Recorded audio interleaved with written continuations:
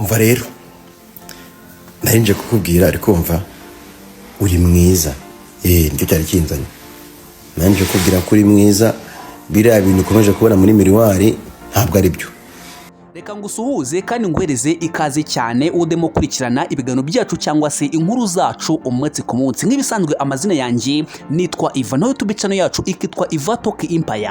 Anga turebera hamwe inkuru z'ubwenge ndetse kandi inkuru zagufasha guhindura imitekerereze. Soro mu mitsi yashize mwabonye ko rwose Irene Murindahabi yakoze ubukwe nejo hashize, byari ku itariki 15 z'ukwezi kwa 8 2026.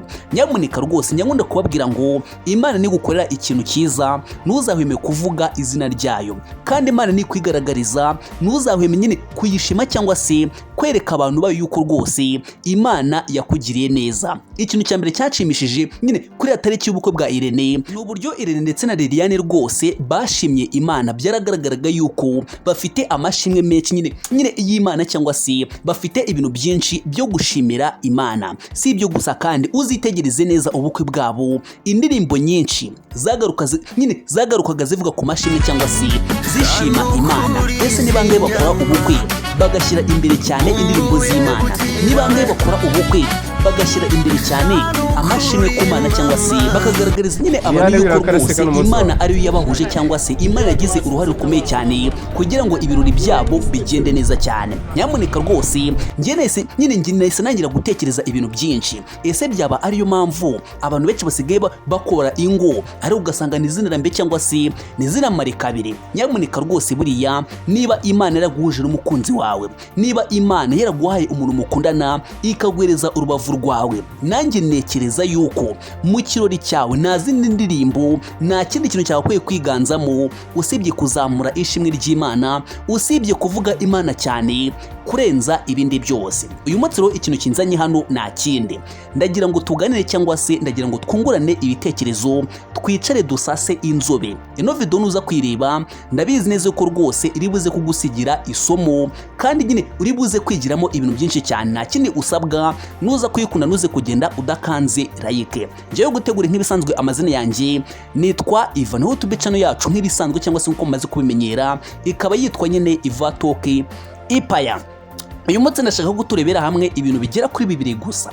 Iyi ngingo ya mbere turi buze kuvugaho cyangwa se turi buze kwibandaho ni udushya twaranze cyangwa se twagaragaye mu bukwe bwa Irene ndetse rwose n'umukunzi wiwe witwa Liliane. Icya kabiri turi buze kuba twarebaho, turaza kurebera hamwe ibintu 3 gusa wakigira ku bukwe bwa Irene. Ibyo bintu 3 ni ibintu 3 gusa ushobora kwigira ku bukwe bwa Irene. Ubone nkuko nabibabwiye, uriya munyarwandakazi uriya mwana w'umukobwa bamwita Liliane cyangwa se Nikuze Liliane, yavukiye mu karere ka Muhanga cyangwa se yavukiye i Muhanga mu ntara y'Amajyepfo.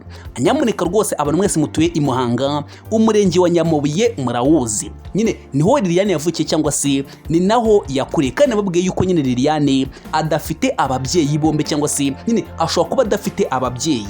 Mu makuru mfite cyangwa se nyine mu makuru nahawe n'abantu nyine biganye cyangwa se bakuranye, bambwiye yuko rwose Liliane adafite ababyeyi, ngo dore yuko yakuranye na mama wiwe nyine ntabwo azi ngo ese papa wiwe byagenze gute, ntabwo azi nyine, ntabwo yigeze asobanukirwa ese nyine ababyeyi biwe byatewe n'iki kugira ngo babashe kuba batandukana cyangwa se nibakomezanye urugendo rwabo rw'ubuzima. Roho hadaciye igihe nakubwiye yuko rwose mama wa Liliane nawe yaje kugira gutya yitaba Imana cyangwa se nyine aza gutabaruka. So rwose ibyo byose narabibabwiye, ariko ndanashimira cyane rwose umumama cyangwa se umwana w'umukobwa wamaye amakuru ya Liliane nyine akambwira aho yavukiye, aho yakuriye ndetse nyine n'ubuzima yaciyemo. Umuntu wamaye ayo makuru ndamushimiye cyane, yarambwira ati rwose Iva uzambwirire abantu bawe yuko Liliane ari umwana mwiza cyane, agira umutima mwiza, ni umwe mu bakobwa nzi rwose namenye nyine banyigishije ibintu byinshi muri ubu buzima. So urumva nacyo ni ikintu cyiza cyane nyine umuntu aba akwiye gushima cyangwa se aba akwiye gushimira Imana, kuba umuntu ashobora kubaho, kuba umuntu ashobora kuvuka, hakabaho abantu bavuga bati rwose uyu mwana w'umukobwa ni umuntu mwiza, namwigiyeho ibintu byinshi nyine agira indangagaciro nziza. Niba uri umukobwa nawe cyangwa se ukaba uri umudamu ukaba uteze amatwi ino video, nta kindi kintu nakwifuriza, gerageza mu byo ukora byose rwose, nyamuneka uhanire yuko abantu bazajya bakuvuga neza cyangwa se bazajya nyine bashima izina ryawe. Naho Irene we rwose nta muntu utamuzi. Irene hano mu Rwanda abantu benshi muramuzi, mwabigiye mumenya mu bintu byinshi bigiye bitandukanye mu gufasha abahanzi arimo ba Niyo Bosco, ba Vestina ndetse n'abadorokasi ndetse n'abandi bantu benshi cyane nyine bagiye bazamuka kubera izina Irene Murindahabi. Irene yafashije abantu benshi, Irene yasapotinze abantu benshi. Entertainment nyarwanda rwose Irene, much respect, ntako utagize, ntacyo utakoze kugira ngo abana bawe aka kanya, kugira ngo nyine abana b'u Rwanda tube tumeze neza cyangwa se babe bameze neza cyane. Nanjye uyu munsi kuba uri kunyumva ushobora kumva yuko wenda nyine Irene nta ruhare yagize kugira ngo mbe ndi hano cyangwa se uri kunyumva, ariko ni rori mudo wanjye. Irene ni rori mudo wanjye, ibyo nkora byose nyine hari byinshi nagiye nkora, hari byinshi nagiye ncamo kubera uriya musore cyangwa se kubera uriya mutipe, kubera yuko namwigiyeho ibintu byinshi, namwigiyeho kuvuga, kumenya uko umuntu yakitwara, kumenya ibintu byinshi nyine ushobora kwirinda igihe cyose uri kuri mike cyangwa se uri no kuri kamera. Noneho reka twihute cyane turebere hamwe udushya nyine hose cyangwa se udushya twinshi cyane twaranze ubukwe bwa Irene. Ushobora kuba ufite ubukwe, ushobora kuba uteganya ikirori, nyamuneka rwose nawe wazifashisha bimwe muri ubu kubera yuko wenda nawe wamenya byazakugira umumaro, nyine ikirori cyawe kikagenda neza cyane. Agashya ka mbere kagaragaye mu bukwe bwa Irene rwose nyine ni uburyo bwari buteguye, ikintu bita decoration. Iyo tuvuze decoration cyangwa se uburyo imyiteguro yabwo, ubwo harimo amafunguro, icyo ni icya mbere, hakazamo imyambarire, hakazamo imitako, byose ibintu byose nyine wabonye mu bukwe nicyo twita imyiteguro cyangwa se uburyo ubukwe bwari buteguye kandi uburyo bwari bupanze. Bigaragara yuko rwose Liliane na Irene ntako mutagize rwose, nta kindi nabifuriza usibye kubabwira ngo muzagire urugo rwiza pe. Ni ukuri Imana izabe mu ruhande rwanyu, Imana izabubakire ikintu cyose mwifuza kugeraho, ikintu cyose, ikintu mbasabira gusa nta kindi, Imana izabaha amahoro no guhuza no kunga ubumwe mu rugo rwanyu. Nicyo kintu cyonyine mbifuriza, kurenza gutunga amafaranga, kurenza kugira inshuti. Mwebwe ubwanyu muzahuze muri buri kimwe, ku buryo umuntu uzanga Irene, Liliane azamwanga, ku buryo umuntu uzanga Liliane, Irene rwose azamwanga kandi cyane. Nyamuneka rwose ako ni agashya ka mbere karanze ubukwe bwa Irene Murindahabi ndetse na Liliane. Naho agashya ka kabiri, nyamuneka rwose Irene ku nshuro ye ya mbere yagaragaje umwana wiwe w'imfura w'umukobwa. Ni ibintu byari byiza, ni ibintu nishimiye, ni ibintu nakunze kurenza uko wabitekereza. Nyine njyewe sinzi uko nabivuga, ariko nanone wenda akantu njyewe nasaba Imana izamfashe Liliane kabisa azite ku mwana wa Irene. Nicyo kintu cyonyine nsaba Imana, azamwiteho kandi azamukunde, kandi abizi neza ko Liliane nk'uko yatojwe, nk'uko abantu benshi bamushima, I believe yuko rwose icyo kintu Imana izabimufashamo kandi akagikora neza cyane. Nazabe nka bababyeyi twumva nyine wenda usanga wenda nk'umupapa afite abandi bana ugasanga ari kubafata nabi. Liliane nabwo ari kimwe cyo mwifuriza, ndagusabira ku Mana kandi nyumve rwose uriya mwana uzamufate neza, uzamurinde, uzamubira iruhande, nyine uzamubere umubyeyi. Donke niko ngiyewe navuga. Ntabwo nigeze mbasha gusobanukirwa amakuru y'uriya mwana cyangwa se mama we byagenze gute, ese nyine idetaye zose ntabwo nzizi, ariko byibura nyine muri duke navuga. Nicyo ngicyo nifuriza Liliane ndetse rwose na Irene, muzabane neza kandi muzabane nyine mu bibi no mu byiza. Dore agashya ka gatatu ro k'ingenzi cyane cyangwa se akandi gashya karanze ubukwe bwa Irene Murindahabi ndetse n'umukunzi we witwa Nikuze Liliane. Irene nk'uko namaze kubikubwira nyine ku nshuro yewe ya mbere yerekanye umukobwa wiwe w'imfura, ariko akandi gashya ni ukuri rwose umugore wa Irene yari yishimye cyane kurenza uko abitekereza. Ni ukuri njyewe byatumye mvuga ati sinzi uko nabivuga, ariko byatumye nyine ngira amatsiko yo kuzibona just ndi kumwe n'umugore wanjye.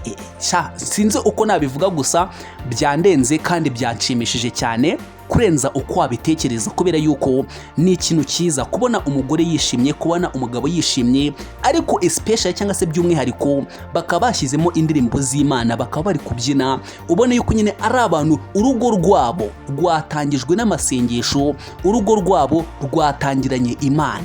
nukuri sinzi wenda uze kunyandikira hasi muri comment uti nyine Imana nta kintu itakora, Imana ni nziza, nyine wandikamo ijambo ryose basi ryashima izina ry'Imana, ibyo ngibyo biraba bihagije. Comment irafunguye nawe rwose uhawe ikaze ukabifuriza kuzagira urugo rwiza. Akandi gashya karanze ubukwe bwa Irene ni kamwe gusa, ni abantu babwitabiriye, abantu bitabiriye ubukwe bwa Irene. ni ukuri mwuka byaramwe abantu bitabiriye ubukwe bwa Irene bamugaragarije urukundo rudasanzwe, ariko especially harimo umusore witwa Bogari rwose yagaragaje yuko ubukwe bwa Irene ariwe muntu wabwitabiriye, nyine ariwe muntu wabubonye cyane kurenza abandi. Namwe mu video mwagiye muyabona acaracara, abantu benshi bavuga ibintu byinshi bla bla bla, ariko buriya njya nkunda kubabwira ngo niba umuntu koko wamugana yiherukira akabuga kera, cyangwa se dore urabona akabuga karanahenze, ugize amahirwe ugiye mu bukwe urakagwiho cyangwa se uragasingiriye, nyamuneka rwose uba ugomba kukinjoyinga, dore yuko baba bakugiriye icyo cyizere kugira ngo uhagaragare, kuko hari benshi tutagiriwe icyizere kugira ngo tube duhari, cyangwa se kugira ngo natwe twihere amaso biriya byiza, cyangwa se kiriya gikorwa Uwiteka yahereje umugisha. Ku gice cyacu cya nyuma rero noneho tugiye kurebera hamwe ibintu bitatu gusa wakigira kuri Irene Murindahabi, cyangwa se ibindi bitatu gusa wakigira ku mukunzi we witwa Liliane. Icyambere twakigira kuri Irene Murindahabi, iki kintu cyumve neza cyane, ikintu cya mbere ngewe namwigiyeho, nyamuneka amagambo si meza, kuvuga cyane, kwirata ibigwi ntabwo ari byiza. Icyo nicyo cya mbere, garagaza ibikorwa, byivugire, amagambo uyagabanye, kubera ko Irene ibikorwa bye byarivugiye cyane kurenza kugira amagambo menshi. Abenshi baragiraga bati rwose barabeshya, ni scam, ni planka, Irene. Abenshi bagiye banyandikira amakomenti nakoze amavideo ndi kubabwira yuko rwose yitegura nyine kuba yabana n'umukunzi we Liliane. Abenshi bagiye bambwira bati bira ntago bibaho, barabeshya. Abaciye kuri WhatsApp mwese murabizi, ariko uyu munsi noneho mwabonye yuko ibyo nababwiraga ari ukuri, kandi nyine ari impamvu ntabwo nzabazanira inkuru ahangaha zibeshya, kandi nimba nanabeshya nkabimenya nzayisiba cyangwa se nsabe nimbabazi, kubera ko ibintu byo gutegura amakuru ya entertainment ya showbiz ni ibintu bisaba kwitonda, namwe murabizi. So ikindi kintu nigiye kuri Irene ni kimwe gusa, ni ugutegura, preparation before yuko nyine utekinga wenda agisiyo runaka, preparation before yuko nyine utekinga ikintu runaka cyangwa se igikorwa runaka. Nyamuneka rwose ndahamya nashidikanya ibi bintu uriho urabibona neza cyane, kandi uri kubona yuko rwose nyine ari ibintu ukwiye gusigaranamwo isomo. Akandi kantu kamwe gusa ngewe nigiye kuri Irene, ubwo tugeze ku kintu cya kabiri, ni ukubana n'abantu, gushyira imbere ubumwe mu bantu, gufasha abantu nta kintu ngamije, gusapotinga buri muntu wese unyeneho ubufasha, kubera yuko ibyiza byabyo ubibona igihe cyabyo iyo cyageze. Kubana n'abantu, icyambere nakikubwiye ni ugutegura no kugabanya amagambo mu buzima. Icya kabiri ni ukubana n'abantu neza. Icya gatatu rero ni ukugerageza mu byo nkora byose